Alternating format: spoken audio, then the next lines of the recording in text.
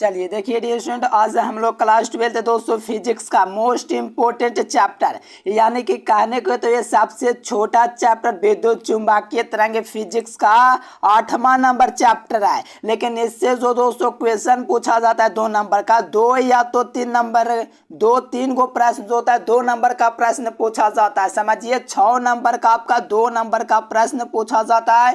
तो वीडियो को पूरा देखिए क्योंकि भले ही ये छोटा चैप्टर है लेकिन बहुत इंपॉर्टेंट चैप्टर है दोस्तों। हर बार 2 नंबर का प्रश्न पूछता है इससे, ठीक ना डियर स्टूडेंट। लास्ट तक बने रहिए। साथ में चैनल पर पहली बार जुड़े हैं तो चैनल को सब्सक्राइब कर लीजिए और ऑल नोटिफिकेशन सेलेक्ट कर लीजिए। बहुत ही झकास चैप्टर है।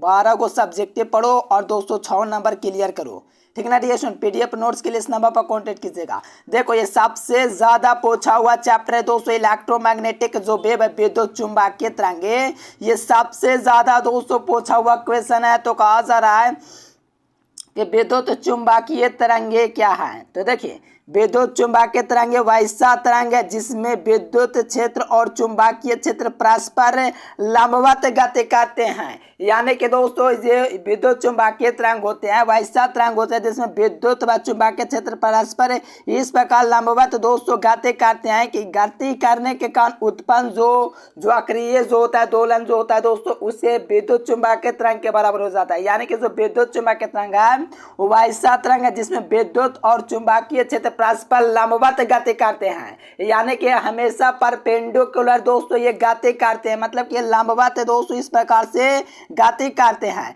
यानी विद्युत चुंबकीय तरंग एक प्रकार का ऐसा तरंग जो विद्युत हो या विद्युतीय क्षेत्र हो या चुंबकीय क्षेत्र, उससे मतलब नहीं है। कोई भी क्षेत्र वो परस्पर लंबवत गति करने के लिए तैयार होते हैं। यानी कि लंबवत गति कारण दोस्तों क्या कहते हैं, उत्पन्न होते हैं। इसको हम लोग विद्युत चुंबकीय तरंग कहते हैं। बहुत ही झकास क्वेश्चन है। साथ में इसका गुण भी पूछता है।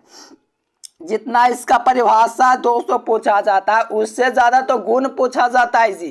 तो याद रखिएगा, बहुत ही इंपॉर्टेंट क्वेश्चन है, बिल्कुल याद कर लीजिए। देखो आसान गुण लिखा मैंने, विद्युत चुंबकीय तरंगे अनुप्रस्थ तरंगे होते हैं। यानी कि ये जो तरंग होते हैं वो ट्रांसवर्स होती है, यानी कि अनुप्रस्थ तरंग होती है। यानी कि विद्युत चुंबकीय तरंग होगा दोस्तों वो अनुप्रस्थ होगा। और साथ में दोस्तों सेकंड में विद्युत चुंबकीय तरंग के संचरण के माध्यम की आवश्यकता नहीं होता है। देखो विद्युत जो चुंबकीय तरंग होता है इसके संचरण के लिए जो माध्यम होता है दोस्तों, कोई भी माध्यम की आवश्यकता कुछ नहीं पड़ता है। विद्युत चुंबकीय तरंग विद्युतीय और चुंबकीय क्षेत्र पर निर्भर करता है क्योंकि इस पर क्या होता है, लंबवत गति करता है। इस कारण से विद्युत और चुंबकीय क्षेत्र दोनों पर डिपेंड करता है। और आप लोग ये भी लिख सकते हो विद्युत चुंबकीय तरंग के संचरण की दिशा E क्रॉस B होता है। ये भी आप लोग लिख सकते हैं जो कि ऑब्जेक्टिव में लगातार पूछा जा रहा है। तो बहुत ही कमाल का क्वेश्चन है। तो यहाँ से देख सकते हो पूरा का पूरा एकदम आसान पॉइंट है। बिल्कुल एकदम चैप्टर को आप लोग को लिख लेना है, याद कर लेना है आपको दोस्तों। एग्जाम में इससे हर चैप्टर से आपका ऑब्जेक्टिव यहाँ सब्जेक्टिव पूछा जाता है।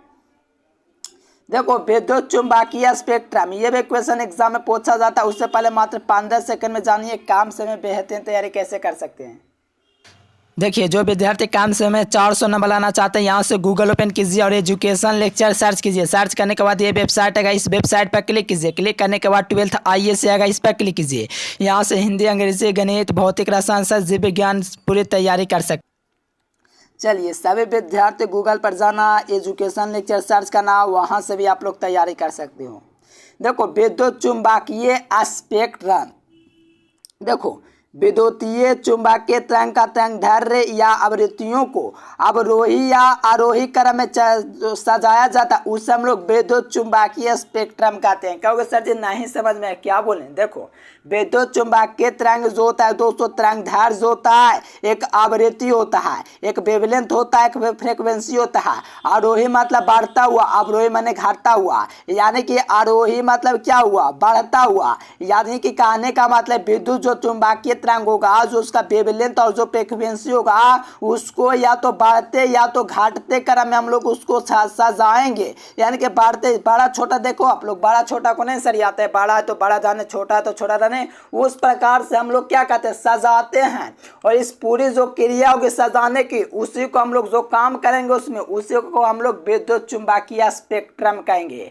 यानी कहने का मतलब यही है सिंपल सा कि जो तरंगदैर्घ्य होगा, आवृत्ति होगा, जिसका तरंगदैर्घ्य सबसे ज्यादा होगा उसको बढ़ते क्रम में और जो सबसे कम होगा उसको घटते क्रम में, इस प्रकार से सजाते हैं। तो इसको हम लोग विद्युत चुंबकीय स्पेक्ट्रम कहते हैं। एकदम आसान था, याद हो गया सर। चलिए एक्स किरण, अब देखिए एक्स किरण क्या है, एकदम झकास क्वेश्चन है। एक्स किरण देखो सर्वप्रथम, यानी कि सर्वप्रथम 1895 ईस्वी 1895 में दोस्तों रोएंजर नामक वैज्ञानिक का नाम था क्या, रोएंजर नामक वैज्ञानिक ने यह बताया कि जब कैथोड किरणें, यानी कि जब कैथोड किरणें जो होता है दोस्तों किसी टंगस्टन धातु से टकराता है, यानी कि किसी टंगस्टन धातु से टकराता है तो एक नया किरण उत्पन्न होता है। उस नए किरण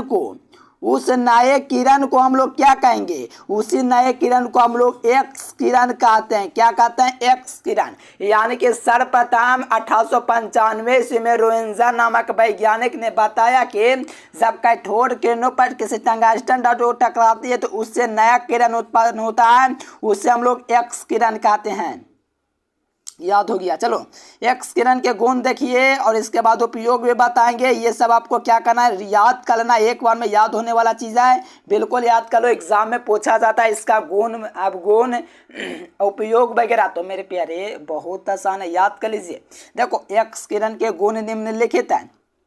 अब ये सब रटने वाला का चीज़ है यार, एक बार में याद हो जाएगा। देखो एक्स किरण सीधी रेखा में गमन करेगा। देखो एक्स किरण जो होता है वो हमेशा सीधी रेखा में क्या करेगा दोस्तों, मूव करेगा, गमन करेगा दोस्तों, एक्ट करेगा, ठीक ना डियर स्टूडेंट, याद रखेगा। एक्स किरण ने दोस्तों किरण जो होता है प्रकाश की तरह होता है, यानी कि एक्स किरण जो होता है ना वो प्रकाश को आप लोग देखो उस प्रकार की तरह दोस्तों आपका एक्स किरण होता है। यानी कि कहने का मतलब है दोस्तों एक्स किरण होगा ना वो प्रकाश की तरह होगा। एक्स किरण विद्युत चुंबकीय तरंग है। देखो एक्स किरण इलेक्ट्रोमैग्नेटिक के वेव है, ये तो आपको पता ही होगा, विद्युत चुंबकीय तरंग होता है। कौन, एक्स किरण। जाहिर से बात है आप लोग दोस्तों पढ़ रहे हो चैप्टर इलेक्ट्रोमैग्नेटिक, तो एक्स किरण क्या है, विद्युत चुंबकीय तरंग ना होगा। चलो एक्स किरण पर दोस्तों विद्युत और चुंबकीय क्षेत्र का प्रभाव नहीं पड़ता है। एक्स किरण जो होता है दोस्तों उस पर विद्युत यानी कि इलेक्ट्रिक और मैग्नेटिक इस पर कोई इफेक्ट नहीं पड़ता। यानी कि दोस्तों क्या एक्स किरण है, इसको हम लोग दोस्तों यूज करते नहीं, जानते हो, चिकित्सा के लिए, डॉक्टरी पेशा में, तो आपको पता है इस पर जब प्रभाव पड़ जाएगा तो कौन काम का यूज करेंगे। मेरे कहने का मतलब है जो एक्स किरण जो होता है ना वो विद्युत और चुंबकीय क्षेत्र का कोई प्रभाव इस पर नहीं पड़ेगा, समझ लो, एकदम झकास है। अब देखो यहाँ से एक और क्वेश्चन बनता है, एक्स किरण का उपयोग लिखिए। देखो एक्स किरण तो आप लोग जानते ही होंगे, नाम से ही पता चलता है। देखो एक्स किरण का उपयोग चिकित्सक क्षेत्र यानी कि डॉक्टरी पेशा, ठीक ना डियर स्टूडेंट, आप लोग तो समझ सकते हो डॉक्टरी में विभिन्न प्रकार से यूज किया जाता होगा। किसी को एक्सरे करने के लिए, किसी को कुछ करने के लिए, किसी को कुछ जांचने के लिए, ये सब कौन होता है, एक्स किरण का होता है। एक्स किरण का उपयोग चिकित्सक क्षेत्र यानी कि डॉक्टरी पेशा में भी किया जाता है। इसका उपयोग जासूसी विभाग में किया जाता है। कहोगे कि सर जी ये जासूसी विभाग क्या होता है, ये नया नाम है। तो देखो जासूसी मतलब समझते हो, जासूसी मतलब कि दोस्तों नहीं होता है कि मंत्री वगैरह आ रहे हैं तो वहाँ पर पूरा एकदम सिक्योरिटी लगा हुआ रहता है, किसी के पास कुछ नहीं, सब चेक होता है, उसके पास होता है जो जासूसी विभाग के पास एक्स किरण होता है। अब देखो इसका उपयोग इंजीनियरिंग यानी कि इंजीनियरिंग मतलब क्या समझे आप लोग, जैसा कि आप लोग हमारा बिहार दोस्तों यानी कि आपका पूरा भारत क्या कर रहा है, तरक्की कर रहा है, तो उसमें इंजीनियरिंग क्षेत्र में जैसे हुआ क्या हुआ, पुल वगैरह जो निर्माण हो रहा है दोस्तों समुद्र की जगह पर, समुद्री इलाकों में, तो वहाँ पर क्या हो रहा है, एक्स किरण का यूज हो रहा है। तब इंजीनियरिंग क्षेत्र में दोस्तों वहाँ पर पूरी तरह से आपका बनाया जा रहा था, इसमें सब क्या एक्स किरण का उपयोग किया जाता है। अब देखो गामा किरण का भी उपयोग देखो देखो ये गामा किरण जो होता है गैसों को आयनित कर देते, यानी कि गैस जो होगा उसको क्या कर देगी, आयनित कर देगी। और साथ में प्रकाश किरण धातुओं से प्रकाश विद्युत उत्सर्जन कराते हैं, यानी कि ये किरणें जो होती है धातुओं से प्रकाश विद्युत उत्सर्जन कराती है। ये किरणें क्रिस्टल द्वारा परावर्तित और विवर्तित होती है, यानी कि दोस्तों गामा किरण जो होती है क्रिस्टल के द्वारा परावर्तित और विवर्तित दोनों होती है, यानी कि ये किरण जो होगा क्रिस्टल के द्वारा परावर्तित भी हो सकता है, विवर्तित भी हो सकता है। चलिए कमाल था।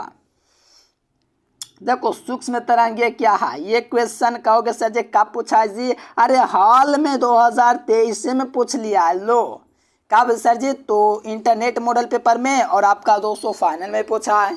इसमें तरंग पूछ दिया सूक्ष्म तरंग क्या है और एक में पूछ दिया उसका उपयोग बताइए, तो जाहिर सा बात है पूछा एग्जाम में है। तो देखो माइक्रोवेव को इंग्लिश में माइक्रोवेव, सूक्ष्म तरंग को इंग्लिश में माइक्रोवेव कहते हैं। देखो माइक्रोवेव यानी कि सूक्ष्म तरंगे वे तरंगे जिन तरंगे हैं विद्युत चुम्बकीय तरंगे हैं जिसका तरंग दैर्घ्य 1 मीटर से 1 मिलीमीटर के बीच होता है, इसको हम लोग सूक्ष्म तरंगे कहते हैं। अब कहोगे सूक्ष्म तरंगे पूछा है तो उसका उपयोग लिख सकते हैं, हाँ लिख दीजिए और बेहतर होगा। तो यहाँ से उपयोग पूछेगा तो परिभाषा के साथ साथ उपयोग भी लिख देंगे। अब आसान है, देखो सूक्ष्म तरंगों का उपयोग संचार, रेडियो, खगोल विज्ञान, रिमोट रेंसिंग रडार और खाना पकाने में भी किया जाता है। चलिए पीडीएफ नोट्स लेना चाहते हैं मेरे प्यारे साथियों, इस नंबर पर कांटेक्ट करके पूरा पीडीएफ नोट्स जरूर लीजिए। व्हाट्सएप पर मैसेज कीजिएगा तो अपना नाम ज़रूर बताइए मेरे प्यारे साथियों। उम्मीद है आपको वीडियो पसंद है, वीडियो पसंद है तो लाइक सब्सक्राइब करना। फिर मिलेंगे हम नेक्स्ट वीडियो में, तब तक के लिए bye bye, thanks for watching this video. जय हिंद, वंदे मातरम। देखिए जो विद्यार्थी काम से में 400 नंबर लाना चाहते हैं यहाँ से गूगल ओपन कीजिए और एजुकेशन लेक्चर सर्च कीजिए। सर्च करने के बाद ये वेबसाइट आएगा, इस वेबसाइट पर क्लिक कीजिए। क्लिक करने के बाद 12th IAS आएगा, इस पर क्लिक कीजिए। यहाँ से हिंदी, अंग्रेजी, गणित, भौतिक, रसायन, जीव विज्ञान पूरी तैयारी कर सकते।